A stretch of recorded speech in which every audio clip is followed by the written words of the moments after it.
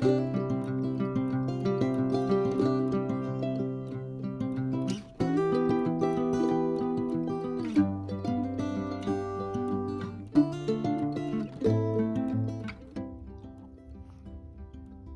part one, to start with, we're going to plan, make an idea of what we want to fit in the size we have available, what the priorities you want are. Start with your size.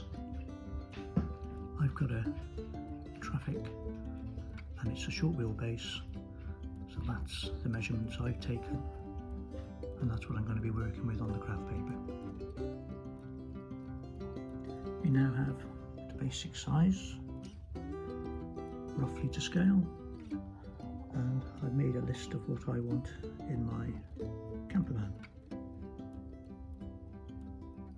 So next step is to look at the space you've got, decide on your layout and go from there. Now, a lot of you may notice that it doesn't say windows on there. Now the van that I've got has already got windows all the way around because it just happened to be a van that's got lots of windows in it. It's more of a bus.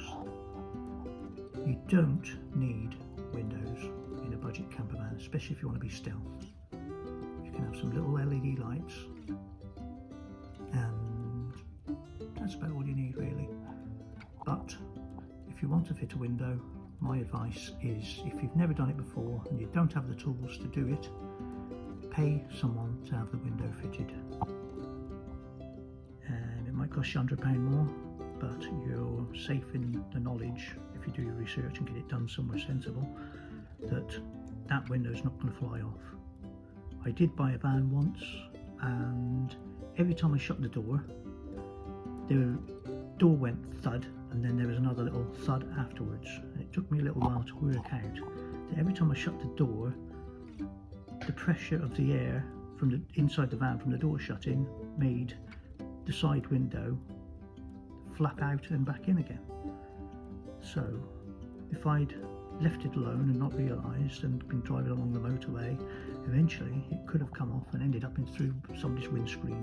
So for safety, get a window fitted by someone who knows what they're doing. If you've got the tools, in a later video I will go through the main points of fitting a window, and the one bit everybody seems to gloss over, which is keying the paint. You need to key the paint like you would if you were painting over it. You rub it down a bit so you've got something for the glue to stick to. So on from that, I'm going to do my plan. So I've started making a plan of what I want.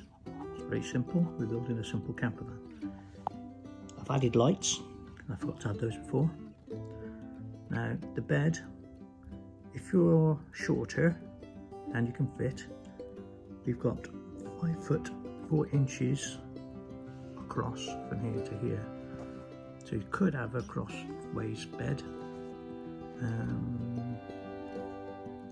I'm 5'8", so I like to have it a little bit longer, so we're going to have it, I was going to say 6 feet,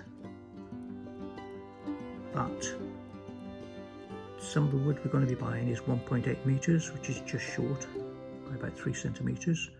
So although we're saying 6 foot, it's going to be 1.8 metres because then we can buy wood that's a little bit cheaper to keep to the budget. I'm going to have the battery there, the fuse box and some sockets will be in the same place. They might make a little box with everything on it to keep it neat and tidy. And where the arrow is, that's where the driver's seat is, and I'm planning to put the diesel heater underneath there. Find where your engine battery is. Some vehicles it's under the bonnet, on a Vivaro it's just in front of the passenger seat, which would be here. So the cables for the split charge don't have to go too far, so that'll keep the prices down as well. Shorter cables, cheaper prices.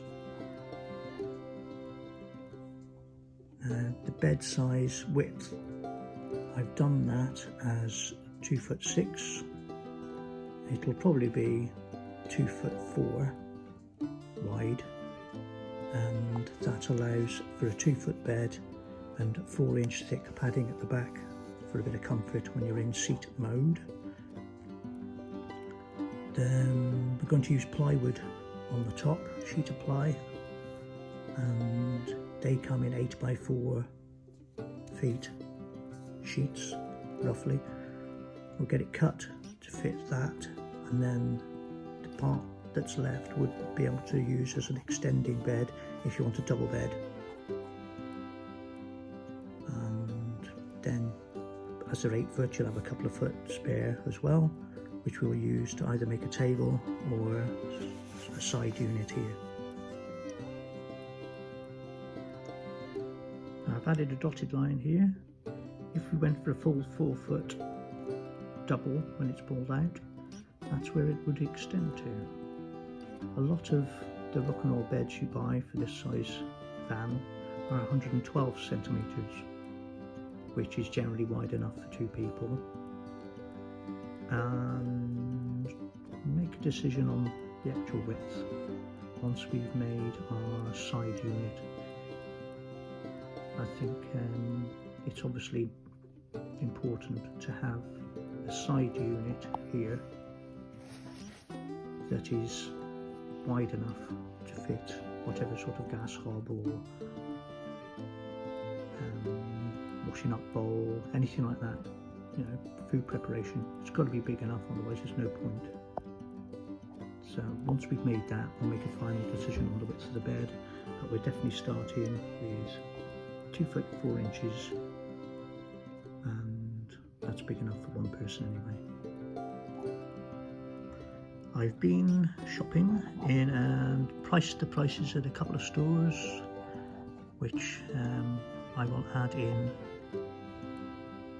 now.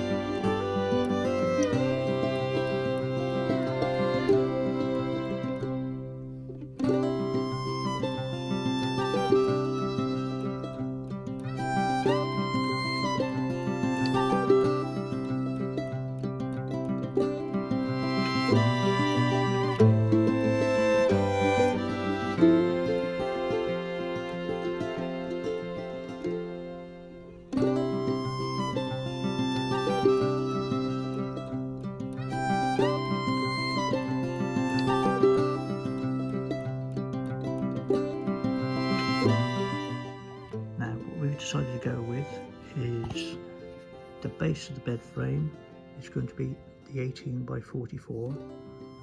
Now you can, that's millimetres by the way, 18x44 millimetres strips of timber. They're 1.8 metres long.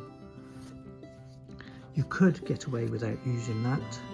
I want to build a bed frame that I can lift in and out, and having the base part helps keep the frame square when we're building it. So we're going to make 2 of these. I'll show you how shortly. It's important you have them a certain way around so you can join them up easily without having to use extra bits of timber and stuff. And then bed supports are going to be 30 centimetres of CLS, and then I'll match, because you don't always get, it might not be quite the right size, 1.8 metres across this way, but we'll match the CLS to that so that the end ones are exactly the same, and then you get it pretty square. Ideally from above you'd have a nice square bed frame, something like that. When I say square, rectangular. obviously you have wheel arches which will protrude here. So we're going to make this one here instead, and these will stick out, so you've still got the same width, and the top part we're going to use 12mm ply, which will butt up against the edge of the van just above the top of the wheel arch, so the frame's going to come across here. So that's from above is how the bed frames will be laid out. I'll add in the video where I've made the two. You make two of those and then join them together. I'll add that shortly. I just want to mention the reason we're using CLS is like a building term for a certain type of wood. Now you can buy 44 by 44, which would do the job, and it would be a little less weight. CLS is stronger, and that's a reason that I'm going to use CLS, and it's going to be on its side rather than the wider part, and that's so that we can use it as the base for the extended bed when you want to make it a double. But I'll go through all that shortly.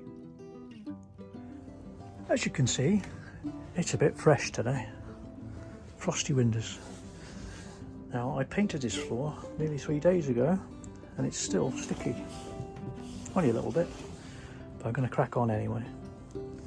Today, I'm going to be making a bed frame and possibly fitting a leisure battery. I don't think I'll get to the split charge part today. That'll probably be in the next instalment, but at least if we've got the battery in and the bed frame, you can actually do a bit of camping then.